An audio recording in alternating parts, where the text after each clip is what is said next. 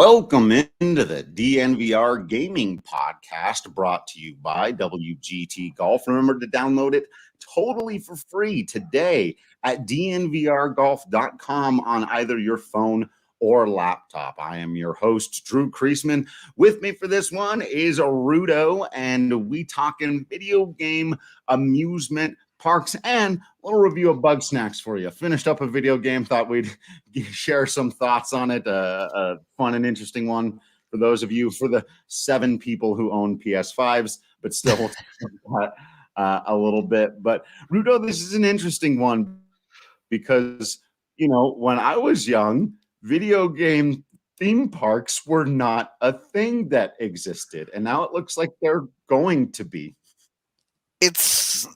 I know this is a video game podcast, but I think we need to start this conversation with the rise of the film series amusement parks that have been extremely popular over the last handful of years. Good point.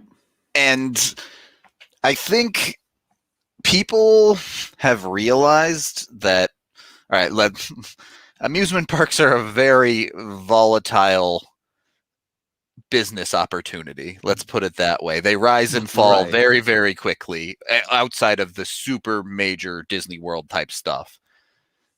So I think what a lot of people have realized is that part of what makes the experience at an amusement park so great isn't just the rides, isn't just, oh, look, come have fun, try this weird food. It's about the immersion of being in a completely different world. You dive into the world of Disney at Disney World with their new theme parks. The Star Wars theme park has unbelievable immersion where they constantly have a truly living world around you of people dressed up as Star Wars characters. They have people who play Rey and go around the amusement park and find little kids and bring the kids on secret missions around the amusement park. And it's the coolest thing I've ever seen in the world. Yeah. And it's great. They're crushing. The Star Wars amusement park is crushing right now. Yeah. So I think that is where the opportunity for video game theme parks have really arisen. Because what did video games do? They create worlds for people to play in. Now they just do it in the real world too. Right. It's kind of amazing. You would think it would have been a natural evolution. Like you said, there are so many potential pitfalls, but I feel like you said, you're just going into a world. There's also this, like, cons exist, right? So like, how far removed from an amusement park, like, really, I look at some of this stuff, and I'll actually bring it up now for those of you that are joining us live on the YouTube. And remember, you got to do that. You got to subscribe. You got to get it in. It's a whole lot of fun.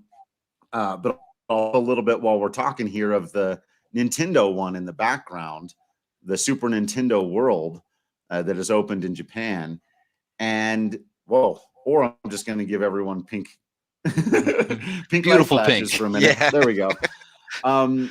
But yeah, like, how different, like, you go to a Comic-Con. I've been to Comic-Con here. I guess in Denver, it's technically, it's not Comic-Con. It's like Entertainment Con, or, you know, there's so many names from now or whatever. Totally Comic-Con, but not Comic-Con. Yeah. Right. And so, you know, basically the idea of some people are going to get dressed up, some people aren't, but a community of people is going to come together and enter a world. You know, I was going to go on one of these right before the shutdown. There was a big Final Fantasy one with all the convention rather than an amusement park, because it's not permanent. But, like, I would be shocked if, look at this, you get to enter by going through the pipe.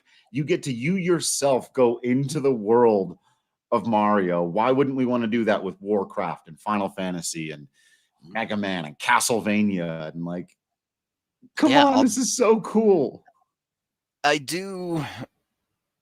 I will say, I think Nintendo was in a uniquely amazing position to do this because of how many first-party video games that they develop.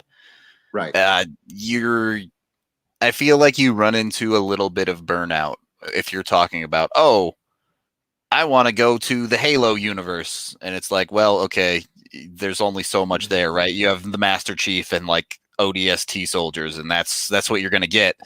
But with it's a lot closer to a Disney-esque experience with Super Nintendo Land, because you can get Mario conversations, you can have a conversation about Bowser, you can go over and have something like Legend of Zelda on the other side of the park, and it becomes a lot more open to a lot of different people in that regard of there's something for everyone at Nintendo, right? Like, right.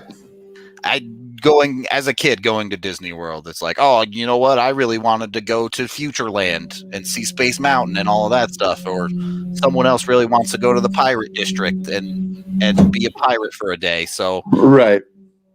You have to be aware of that, and that's where I wonder about other amusement parks and how hard that is, particularly for like Sony and Xbox to a lesser extent, but Sony especially has a bunch of third-party development games that I do wonder if there's enough there to truly create an immersive world of a theme park.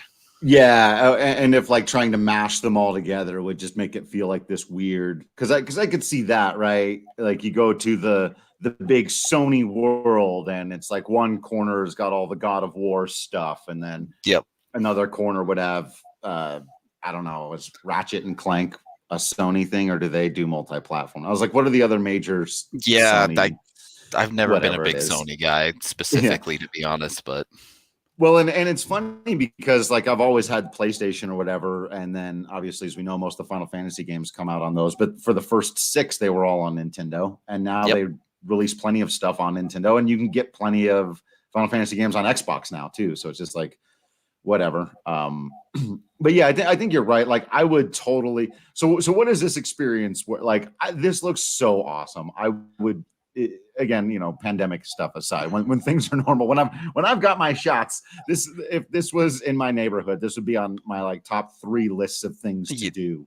So I was actually planning a trip to Japan that would have happened in July of last year. Yeah. Obviously that didn't pan out, but now when I do eventually go, I get to go to Super Nintendo World. So, you know, maybe something worked out for the best there. Yes. It's just so incredible how they the ability to recreate a virtual world in the real space is becoming an actual thing. And it's so easy. Like everyone I knew growing up wanted to do things like Legends of the Hidden Temple, because it's just like it's like playing a video game in real life. Yeah, that's all I've ever wanted. Like I roller coasters are awesome. Fun games at amusement parks are awesome. They're fun. I really like them. But give me a world where I can run around and like actually be Mario. And come on, anyone gonna turn that down? No. The answer is no. Right. One of the things I love about it too is you can see Shigeru Miyamoto showing some of the things is that they give you the matches and you like accrue points and stuff. There's actually things for you. It feels like playing a game in that way too. I remember again the con that I was gonna maybe make a trip out to that got canceled from the pandemic. There was a similar thing at their Final Fantasy thing. You gain crystals by going around and visiting certain things and checking off certain sites, and you could earn rewards at the end of your stay. So it really felt like playing a video game in real life. And it's like this kind of stuff. Like and I'm not even the biggest amusement park guy. Like I've been to Disneyland in California, and that was a whole lot of fun. But I'm not a big roller coaster guy. That's kind of the main thing, is like I'm not big into the rides, right? But I do like kind of just being in the world and seeing the stuff and doing those things. So this type of thing very much appeals to me. And I know we talked about it last week, but another thing that I think is pretty much and going to happen, and again, to Nintendo's credit, can be completely separate, is a Pokemon one, because Pokemon is so big in its own thing to have an amusement park where you can just go around, meet all the different Pokemon, see them in different kinds of environments, play different kinds of games. Like there's just a world of potential there. So this is actually interesting. There actually was a Pokemon theme park called Poke Park. back in the mid 2000s, which is now abandoned. It obviously ultimately ended up not working out, but I'll just show you a picture of it, and I can explain exactly why you have to be very careful with this type of thing, because Love it. this is an image of the world. And when you compare this to what we just saw with Super Nintendo World, this is just a theme park, right? There's not even a theme park. That's the wrong word. This is an amusement park. It's like a carnival that's set up when they come to town for a week. Yeah, and they exactly. need to be able to pack up and leave. Yeah. And like, on the ground, there's some stuff like you can see the Pokeball there. There's games that are going to be themed around Pokemon a little bit, but again, where these worlds have found success, you talk about the new Marvel theme park as well. Mm-hmm. They find success by putting you in the world, not being like, okay, come on down to the Pokemon theme park where this roller coaster is called the Pikachu ride. It's like, right. It's you're like just you trying can to still see the target from like the middle of it, right? It's like, yeah, I'm not immersed in anything. I can see my house from here, bro. Yeah, exactly. So again, like, yes, there's probably a universe where the you could do an entire Pokemon one. You could do an entire Zelda, Mario, you name it, Donkey Kong, probably even too. But it's tough to. You have to do it right, and really do it well. Right, you have to do it well, and one of the major failing points. I know this is supposed to be a video game pod, and we're getting into like amusement park mechanics, but here we are. One of the major successes of these amusement parks is hiring and training staff to be part of the living world. That's the part I want to get back to. And when you create a world where you can see characters walking down the street, where you're not just in the world, but you can interact with the world. Yeah. Blue Liner, I think that's the key. Minecraft world. I don't know enough about Minecraft, but I would assume that could be appealing to a lot of people. I honestly don't know how it would function, right? Like the whole that would be extremely tough. That's actually an interesting conversation. How do you build an amusement park for a sandbox type game? Right. That's that one's tough.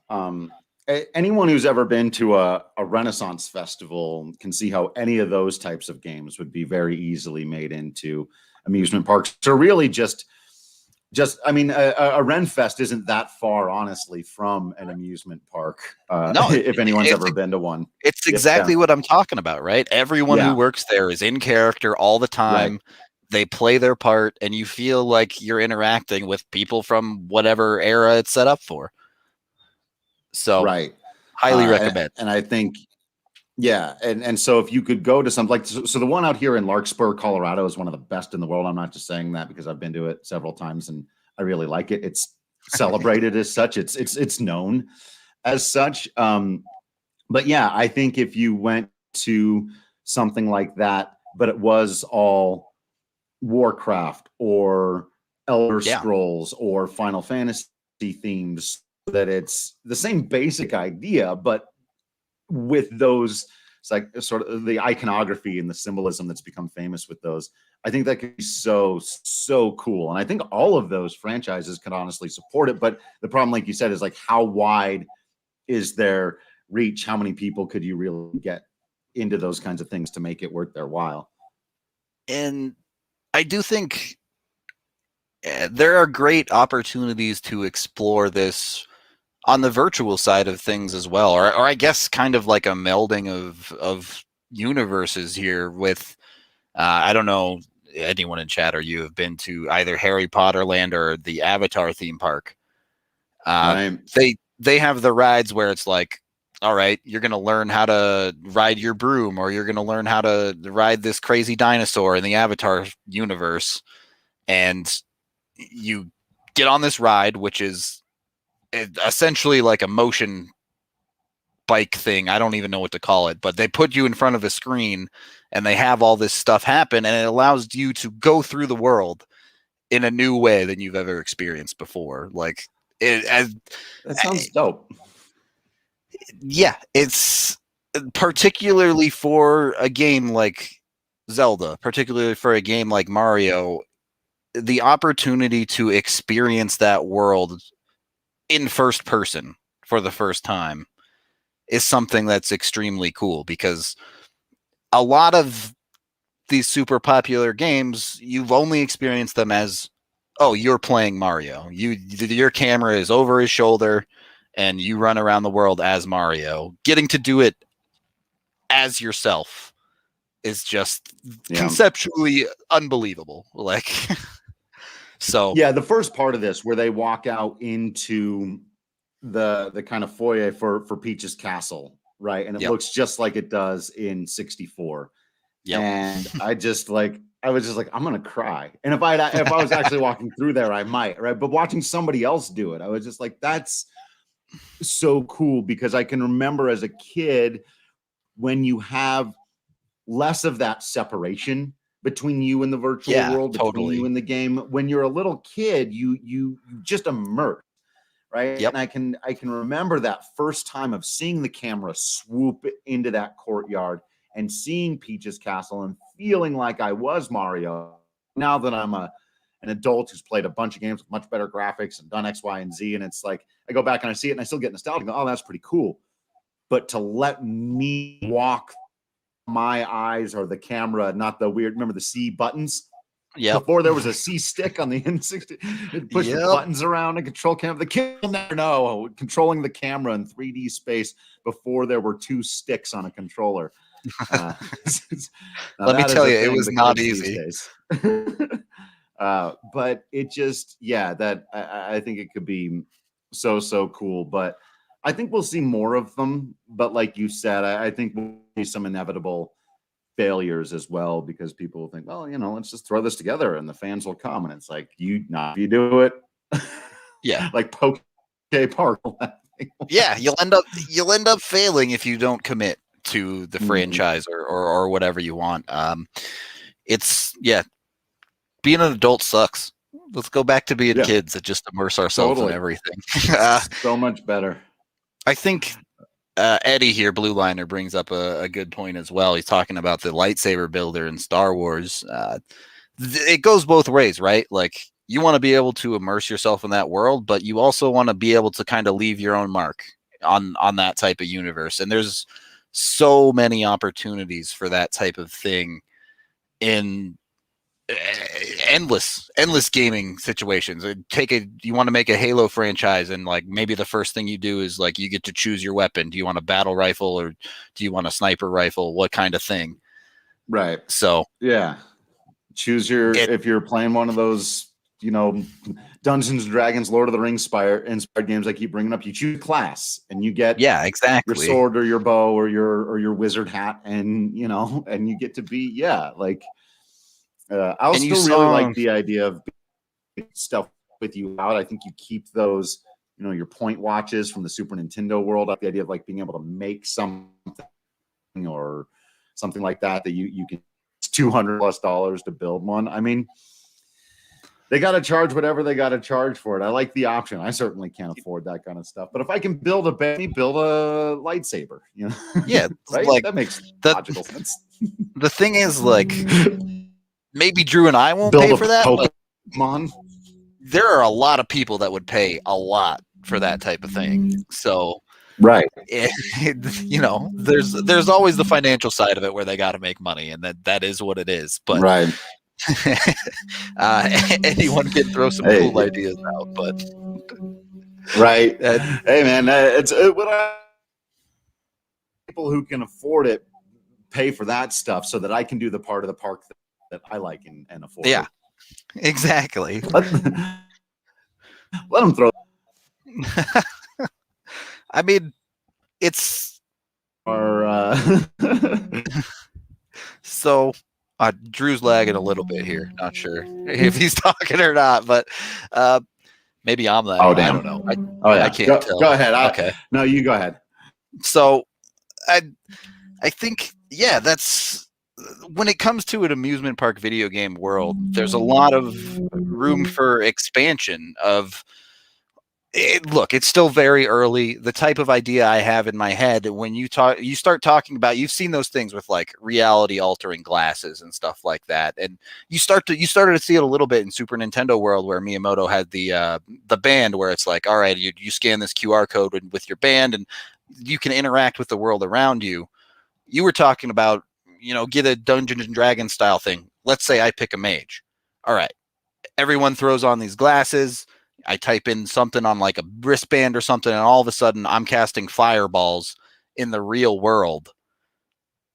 Obviously not actually in the real world, but to have the ability to it's as close as my stupid monkey brain can get to am I actually doing magic in the real world right now? Right. All I want is to feel like I'm doing magic. It's so much to ask. Right? How hard can it be? Come on. And I saw that video of people going through the Super Nintendo world and using their watch and punching up at blocks, and it makes that little sound that goes bling. I was like, it's brilliant. See, I don't need to pay $200 to build a lightsaber. I just need that. Yep. Exactly that. It's like, but the block goes when you hit it. That's what it does in the game. It's so cool. So, oh yeah, and the Mario Kart ride is like the one thing that I haven't actually like. I've seen the line for it and been told the concept, but I think it's one of those you got to get in it. You got to Mario Kart virtual reality ride. Come on, take my money. I'll find money. I'll eat for a week and make this happen. Oh, it's so sick. It's so sick. I feel like the technology is going to come so far that I'm totally going to be that old dude, like a 60-year-old dude, just like go to amusement parks all the time because I'm like, this is so sick. What are you doing? I'm riding a virtual chocobo. Get away from me. This is literally the thing I've wanted to do since I was 5. Leave me alone. I'm piloting a mech on Mars right now. Could you give me some space? It's like, this is, I think there's, I'm very excited to see where this stuff goes because, yeah, like I said, when I first heard they're doing a Super Nintendo theme park, my first thought was like, I'm not big into theme parks, amusement parks. I don't know if this is the thing I need. And then the first video I saw, I was like I'm not joking. I was almost in tears, just like, this is amazing. Like, look at it. Yep. So, super excited for it. To switch over to our other topic of the day, something that's also pretty fun and super amazing, but maybe I'm gonna bring tears to your eyes. Maybe unless you get really frustrated over certain puzzle mechanics. But I want to share some thoughts about Bugsnax, since I have actually this is my first backseat gamer experience in a very long time since I was like living with my brother when we were kids. Oh, did I lag again? No, you're fine. Am I lagging? Oh, you're good. I was gonna say because I just started to freeze. I was just what's going on? But yeah, I actually watched my girl play the game from beginning to end, the Bugsnax. And let's say I was very impressed with this cutesy little game that's free if you have a PS5, which nobody does. But still, if and when y'all out there get your PS5s and you're wondering, is this little game something to bother with or be interested in? If you like the kind of Pokemon experience or those collectible things, if you like a particularly quirky sense of humor and you know have a tolerance for things that are clearly supposed to be family friendly, but you know I wouldn't say aimed just at children, but the basic premise of it is very close to Pokemon, right? Where you go around the world, you find all these different little creatures and you collect them. The big difference is that they're all made out of different kinds of food. That's kind of the basic premise, right? And then once you collect the the animal, then you go and feed it to one of the many weird people of the area. And when they eat the animal, it changes their body into that type of food. And those, you can make all these weird combinations of stuff. And that's the basic premise of it. And then it's all about solving puzzles of how do you get, much like Pokemon, how do you get the critter to come out? What are its weaknesses? How do you make it so that you can capture it and then feed it to the right people? That's your whole game.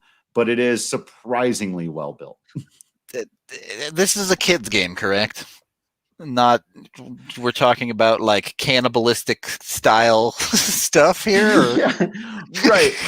Well, it's funny, actually. It's so, and I don't want to, I won't ruin the ending for you, but it was way bleaker, darker than I thought it was going to. Great. Not looking forward to the ending then. We're not. Yeah, I mean, it's not gonna wreck you or anything, you know, but there are more mature themes. There's definitely like more going on than, you know, just like random mindless entertainment for kids. I was surprised by some of the character interactions and connections. Yeah, some of the dark implications of what the whole thing is about. I mean, yeah, I think that's a good sign of a game too, though, is you're able to walk that line, right? Between, look, yes, there's pretty colors and kids can have fun playing this game, but also if you look beyond what's directly in front of you, there's real things happening, even in like a simple universe. Like you can have adult themes, as we talked about a little bit, something that Pokemon lacks, perhaps. Right. The other, I think, major benefit to Bugsnax is and people have said this about the other game that haven't played as much, the Astro Room or something like that, I think it is.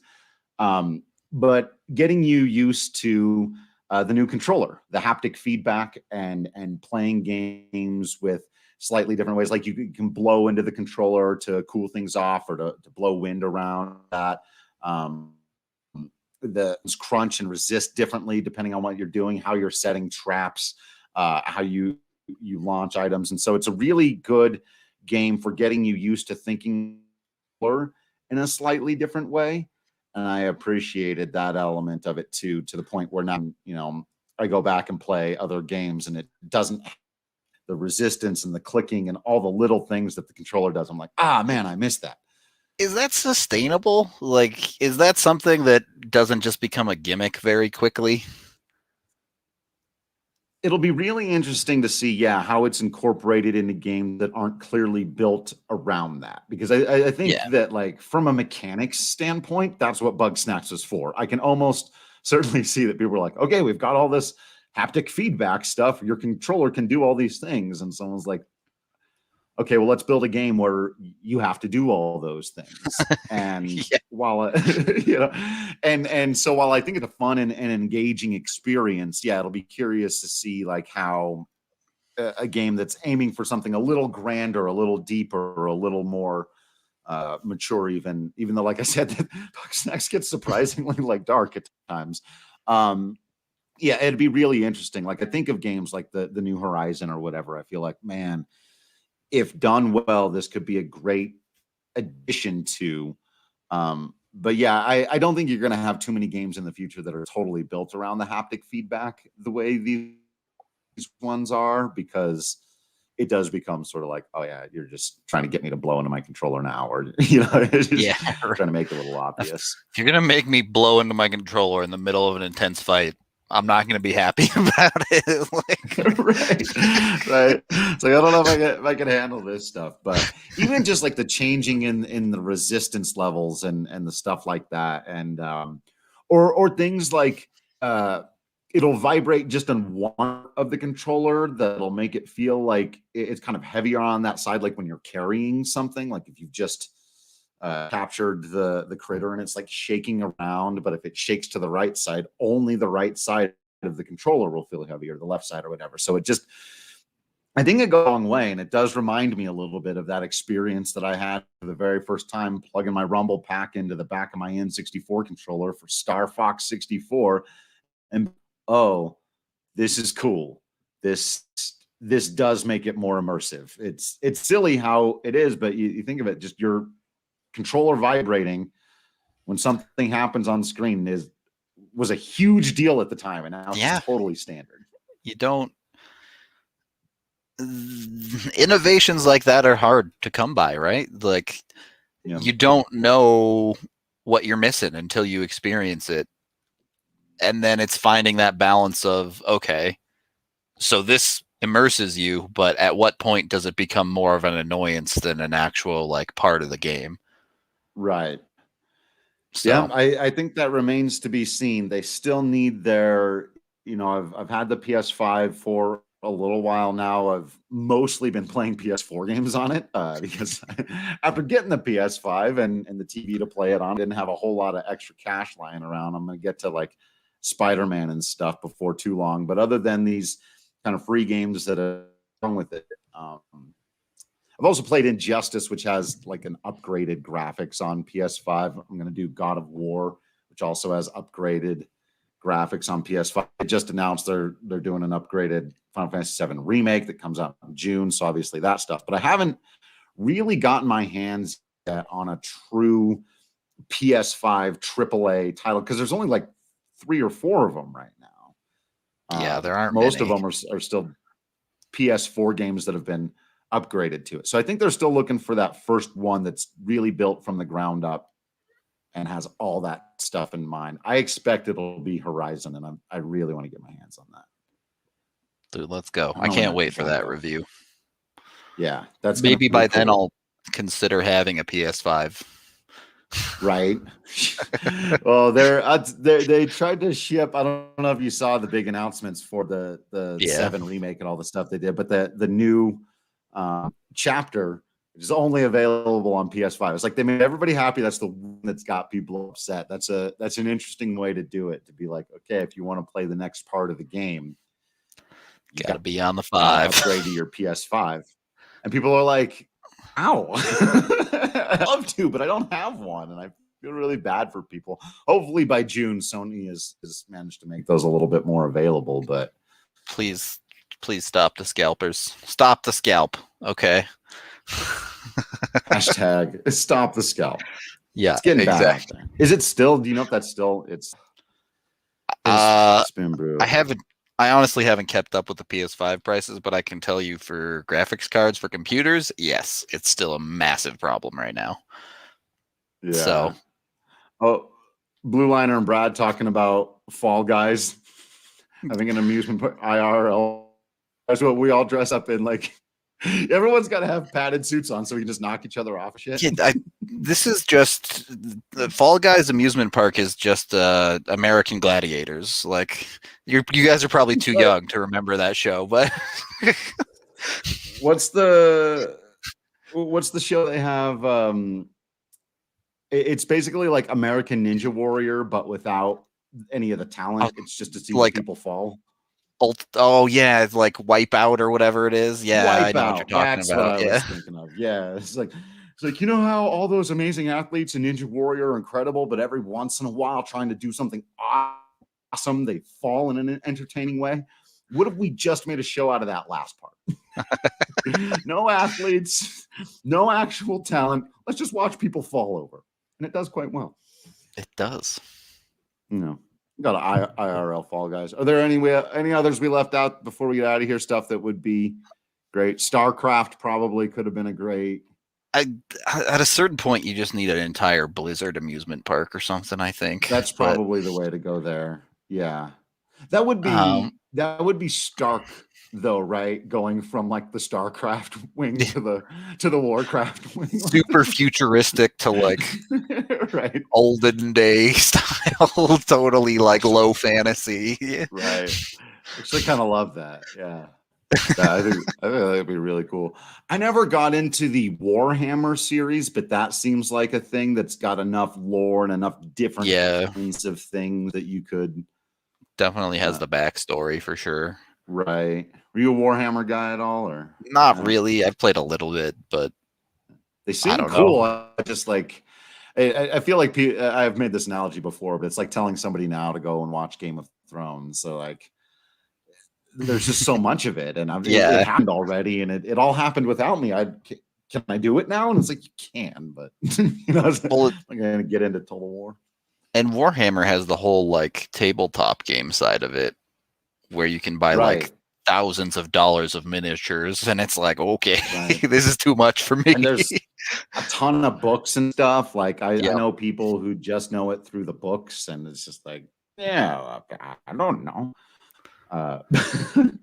So yeah, those are probably the big ones. What a Fortnite. I was trying to think what else is popular right now. I would No way. There's no stuff way like you can that. do a Fortnite amusement park. No, it's not. Yeah, no. I'm big. I mean, they could probably make money because stuff's so popular. I mean, yes, they definitely make money, but it wouldn't be good. That's right. We should distinguish. It will be crap. Mortal Kombat might be a little intense for the kids. Fighter, 18 and up.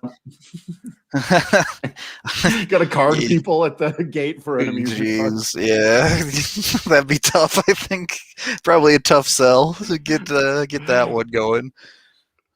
I love this comment from Eddie. EA Sports World, where everything is frustrating and it's a total waste of money. Yeah. Get to the amusement park. Every ride is a micro fee. Microtransaction. Yeah.